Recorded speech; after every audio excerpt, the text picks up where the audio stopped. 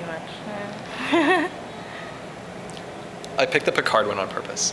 You can't really read it, but it says defederation makes... Make it so. Make it so. If I turn... And it has Jean-Luc. If I turn, does it make it more, more the text more visible? No. No. Okay.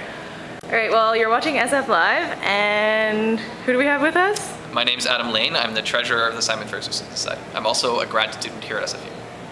Ah, grad student. All right. That's right. In the next elections, there's a choice on the ballot to either stay in the Canadian Student Federation or to leave. Yeah. And what do you have to say to students about that? I'm in favor of defederating from the Canadian Federation of Students. I haven't been involved in student politics for a long time. I guess about a year and a half or so. I got involved during that whole impeachment scandal, which a lot of you will probably remember, but I won't get into it. I saw a lot of the tactics that those impeached directors were using, and then I started to see the CFS using similar tactics. And since I've been on the board of directors here, I've heard what they have to say to us, and I've heard what they're trying to do to what they tried to do to stop this process, and it's really been just, every time I hear about it, it makes me really angry. Like what sort of examples would you say? Well, their reputation, and they lived up to it pretty well in this example, is that they, instead of just coming and talking about why students should stay in the CFS, they try to use the rules to make the process just stop.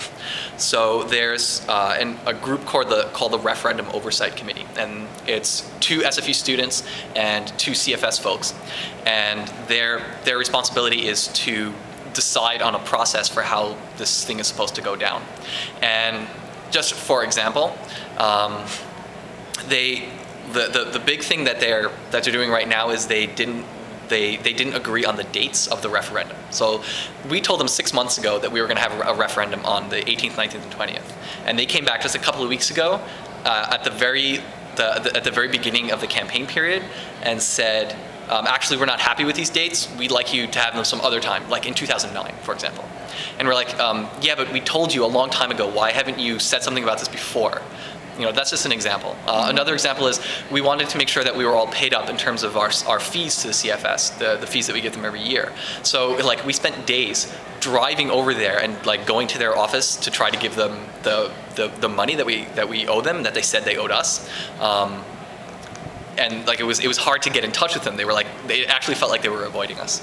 So that's just the kind of sort of underhanded tactics that I see them using. And we get letters from them every day. We got letters from them saying, you can't have this referendum and we're not going to recognize the results, but we're going to come into your campus and campaign anyway.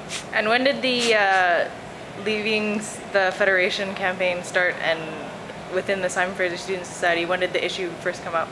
In terms of when did the issue first come up, it's been coming up every now and then for the past few years. Again, I haven't been involved for very long, but on and off there have been boards that have been against the CFS and boards that have supported the CFS, so it hasn't really gone anywhere until really this year because of that scandal that happened last year with those impeached directors, and they were really closely tied to the CFS.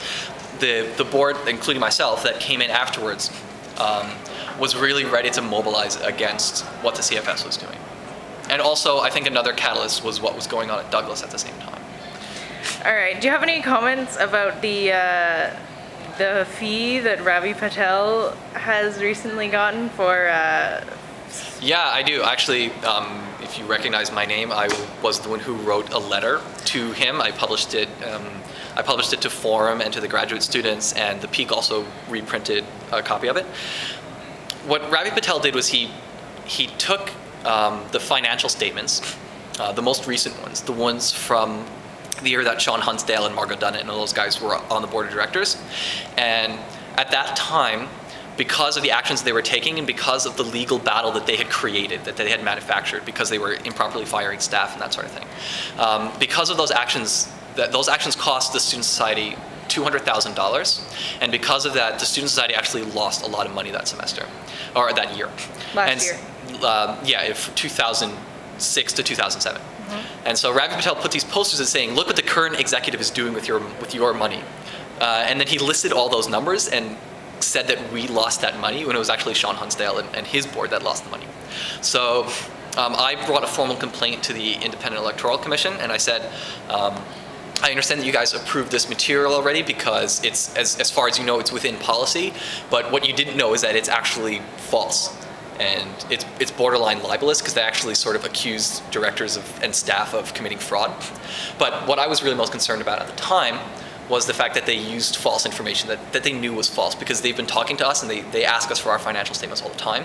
So they know what the situation is, but they tried to manipulate the facts to make it look like we were stealing money from students, when in fact it was the previous board that had caused those huge losses.